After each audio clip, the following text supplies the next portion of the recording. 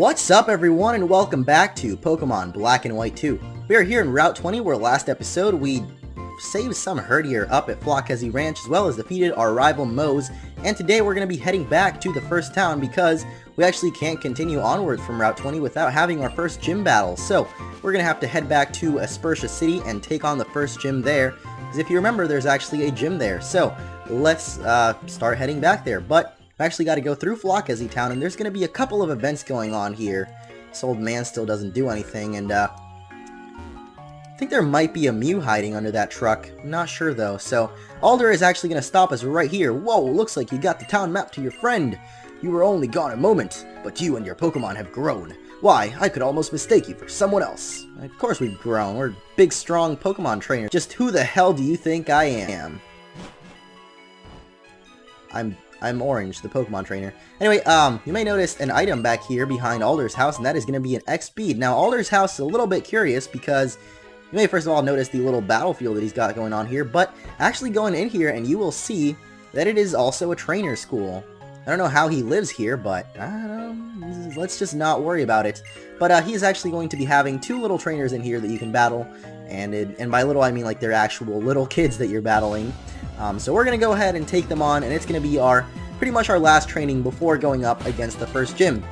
And now that I'm actually going in here, there's a few things that I can mention in today's episode, because the previous two episodes actually, I recorded on the same day because for those of you that don't know, I have pretty bad internet connection and I'm unable to usually upload very high quality videos like I'm doing with these videos. I'm actually uploading them in HD, and what I'll do is I'll usually upload them overnight, and so because I'm doing that, I'm actually having to pre-record Black and White 2 the day before I upload it, basically. So I haven't been able to really reply to the comments like I do with other videos, because I basically read them the day that the video is uploaded and then I reply the next day. So this time around I'm having pretty much just a day of delay, but I don't think it should really be that big a problem because I still record on the same day that, you know, the video goes up. So I don't know. Either way, I have finally been able to read most of the comments that you guys have left in the first two videos.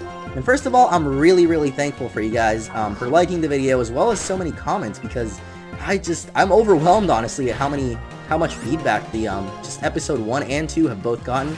And thank you all for the comments regarding the Pokemon I should use and whatnot. I have actually also learned through you guys that Pumbaa has been misspelled, and even though I do like the Lion King quite a lot, and especially Timon and Pumbaa, I haven't really seen the name written out, so I didn't know that it actually has two A's. So I will actually be going ahead and fixing that when we do get to a name rater, because as of right now we can't really fix it. So anyway, we took out those two kids, and their Pokemon are actually dependent on the starter that you pick. So since we picked Tepig, they had, you know, the two basically monkeys. So there you go, saying basically what's strong against what. So type matchups don't decide everything though, but listen, when a Pokemon uses a move that matches its type, the move becomes more powerful. They're basically telling you about type effectiveness and how that basically helps you out in battles, which if you're a fan of Pokemon then you definitely know about that, but maybe some new players will have a hard time figuring out which types exactly do how much damage against other types. But this is actually the event here that I actually thought was going to happen a lot earlier in the playthrough, but it is actually happening now. I know this is sudden, but nice to meet you. Now don't say anything, just take this! Oh boy, mysterious man giving us a lunchbox. A rather metal box. That is a metal box. And people call me Mr. Metal. By the way, do you know a competition called the Metal Rally? Oh, whether you know it or not, I must explain it to you. The Metal Rally is an event that evaluates various activities of trainers. So in commemoration of your participation, please take this medal. Right, the first step medal, huh? And here's some help for your Medal Rally. I'll give you hint medals too. For your information, you can get medals if you meet their conditions. Go to a Pokemon Center and you can get medals from me, one after another. First, please use your medal box and check the inside. The reason I'm so curious about this is because I played through the Japanese game, and I know that we were getting these medals all throughout it, and I never really know what they were, so now we get to figure it out. Anyway, Alder here is going to tell us about the Pokemon Gym in Aspersha. There's a new gym leader that has arrived there. You should go and test how strong you've become. And we are going to go ahead and do that. Now I know so far I haven't spoiled who the gym leader is, and I still won't spoil it, but it will be someone that you might recognize. But we're actually going to go heal up first. And now that we have healed up our Pokemon, we are ready to head back to Aspersha City. Hey, we're getting a... Oh man, it's you again. Don't jump off the mountain. Oh god. Oh, his legs, they're broken. Oh no, he's fine. Okay. Excuse me, I forgot to tell you something important. First, take these. Thank you for the lovely orange berries. He's gonna tell us about berries. Of course he is. Whoa, you can give berries to your Pokemon? Whoa, man, his hair just like jiggled. Did you see that? That was amazing. His hair just like moves in the wind. That is really cool. Alright, so take on stronger and stronger trainers. Actually, take on the gym leaders of each city. Working together with your Pokemon is what makes you grow as a trainer. As you and your Pokemon grow stronger, your world will get broader. Oh yeah. Alright, so we're going to head back to the town now, and the other thing I wanted to mention about the comments was the fact that I did actually ask for people to basically suggest team members, and because of that, I know that a lot of people have actually been commenting saying that I should use a Venipede. I've seen a lot of comments surge up, and actually a lot of people thumbsing them up, so if you guys would actually like me to use a Venipede, I'd be more than happy to, but what would actually help me out as well is if you guys would leave nickname suggestions down in the comments, and that way it can become more of an interactive thing where you guys actually not only help out with the team members, but also with, you know, the nicknames of the Pokemon. So, I don't know, it's more of an interactive sort of Pokemon journey, even though I've done this before many times, but here is actually the Pokemon gym here in Aspersha City, which is a curious thing, because if you haven't noticed, or rather I haven't mentioned it, but you probably did notice, if you've played previous Pokemon games, this is the first Pokemon game that actually has a gym as well as a Pokemon Center in the first hometown. And actually, it's the first hometown that's not really a town, but rather a city. So,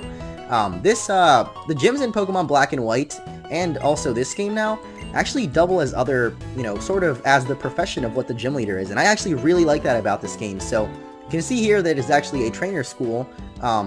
Now, I don't know why I said that Alder's House is a trainer school. It just had trainer, like basically school kids as it, but this is the actual trainer school.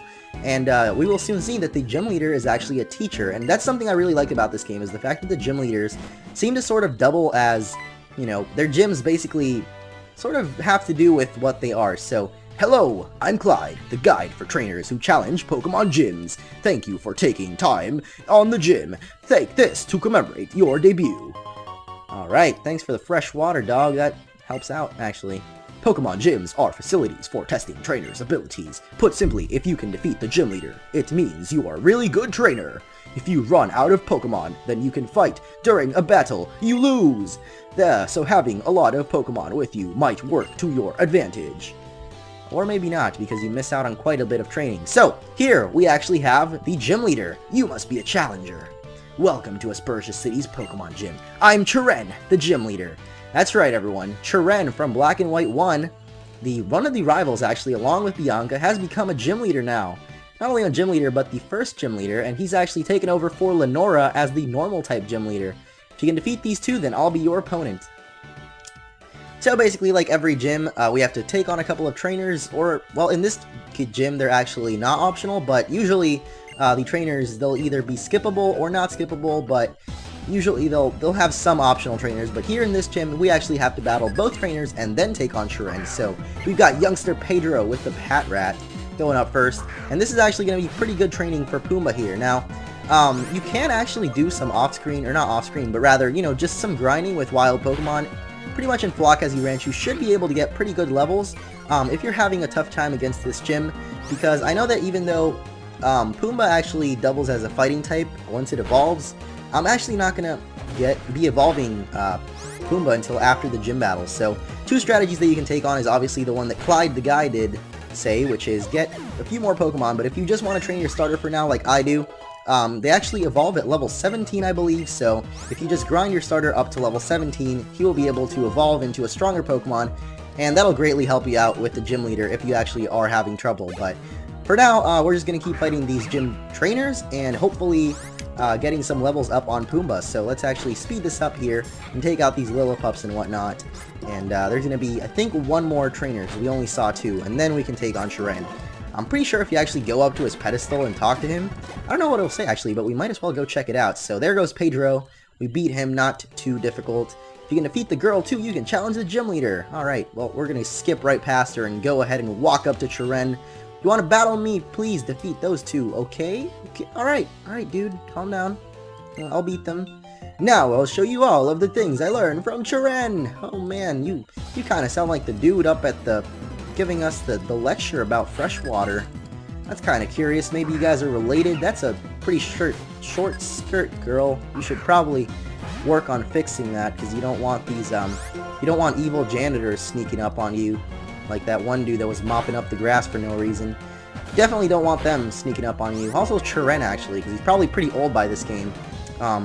I believe, I don't know if this is canon or not, but I believe that Chiren and Bianca were actually 16 at the time of Black and White 1, so by now they're 18, and you see them kind of, you know, become obviously more mature. Chiren becomes a gym leader, and Bianca's actually Professor Juniper's assistant, so yeah, you definitely see them growing up, both physically, I guess, since they do look older, and also, you know, with, like, you know, how they become stronger trainers, basically. So, Pumbaa actually at level 14. Now, I don't actually know what level Chiren's Pokemon are going to be at, but now that we've defeated both of them, we can challenge Chiren, but I definitely recommend that you actually go back and heal up, because that is going to help you out, and maybe, you know, obviously put you at full HP, so I'm going to go do that. And back inside of the gym we go to challenge the gym leader, Chiren. Let's just go ahead and walk up there, and then we'll begin talking about strategy. Something I really like too, I just noticed, is the shadow cast by the building actually changes depending on the time as well. So this game pretty consistent with its timing, not just like a, you know, like a color palette change, but also sort of shadow changes too. So pretty good stuff going on there with the lighting. So just as this is your first gym challenge, this is my first Pokemon battle as a gym leader. Let's both do our best and have a battle we can be proud of. Alright, so here we go, going up against the first gym leader in the Unova region, Chiren. I say first gym leader in Unova, but I mean, technically in this game, you know, he's the first gym leader, but before it would have been Crest, Chili, and Silent, which I actually thought it was a really good idea for a gym. A lot of people didn't seem to like it that much, but I always thought it was a pretty good idea. So, anyway, first Pokemon on Chiren here is going to be a level 11 Patrat, so you can see that here on normal mode of the game, we're actually 3 levels ahead of him. However, he does have 2 Pokemon, so his second one is more than likely going to have a lot more levels than this guy. So I'm actually going to go for a Tail Whip here and lower Patrat's defense, even though that actually isn't going to help out with Ember, because he actually used a Work Up, which is kind of a problem for us, because this guy, what is it, Work Up raises his attack, so it's kind of annoying when the Chiren's Pokemon actually use up a lot of Work Ups and then try to hit you really hard, because they, like I just said, they can hit you pretty hard. So I'm actually going to, not really, it's a tactic I guess, but I'm going to stall him out a little while because I actually want to get up a couple of defense curls and prepare for his second Pokemon. Now this Patrat here is going to have Work Up, Bite, Tackle, and Detect.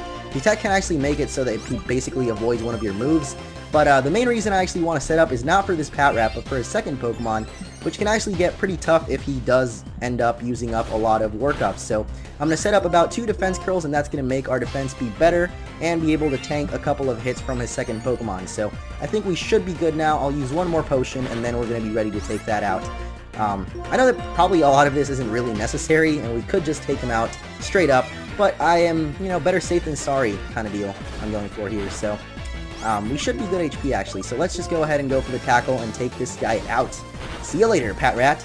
And now we're actually going to be seeing Chiren's second Pokemon is going to be a Lillipup, both Pokemon that we've actually seen so far in the game, so not that big of a surprise as far as, you know, the Pokemon that he's got. But if you actually play this on challenge mode, he will actually have a third Pokemon making this even more challenging for you. But I don't know, I've yet to play challenge mode. I honestly really want to play it because it seems like a lot of fun, but I'm still kind of, you know, just playing through the normal Viking so that I can build that up. So anyway, I went for a Tail Whip there. That is going to lower this Lillipup's defense and make our tackle be more powerful against him. As well as you can see there, his tackle is not doing that much damage to us because of those... Whoa! Well, that's not cool. Alright then. Alright, so we're back here. When you actually lose to a trainer, you actually black out, and basically you lose a little bit of your money, but you do basically go back to the Pokemon Center and get a second chance. It's not like you lose the game and the world is over. But one thing I didn't even mention, because I actually, while recording this, have to turn down my speaker volume pretty low, is you might hear in the background, the music actually really tenses up when the gym leader gets to his last Pokemon. This was actually also in Black and White, but I've just really liked that in these games, that you know, the music is kind of situational. When you actually get down to the red HP zone, the music also tenses up for you. But there we go, we have defeated Lillipup now. He got a critical hit on us the first time, so that was kind of, you know, what can we do about it? So basically we came back and now we won. And at level 15, Pumbaa is actually learning Flame Charge, a very good move. Get rid of Defense Curl. I think Tail Whip could come in a little bit more handy as we get those physical moves, lower the defenses. So we're going to go ahead and learn Flame Charge, and there we go. We've defeated Leader Chiren. This is what a real Pokemon battle is like. Oh man. There we go. That battle has made me feel really glad you were my first challenger. As a gym leader, I give you this in honor of the strength you and your Pokemon showed.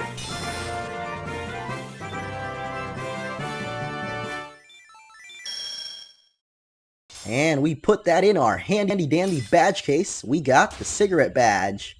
I'm actually kidding, it's the basic badge, but I guess it's always looked like a cigarette to me, at least a purple one. So Pokemon up to level 20 will now obey you, and we also receive the TM for Workup, which I think I might actually teach to Tepig rather than Tail Whip, because it is a pretty good move. It boosts your attack and special attack, so overall it greatly helps you out. Alright, so with that, we have defeated the first gym leader in the new Unova region, so that is going to be it for this episode. Next time, we're going to head on over to wherever. If you want to leave a like, that would be appreciated. I'll see you all next time.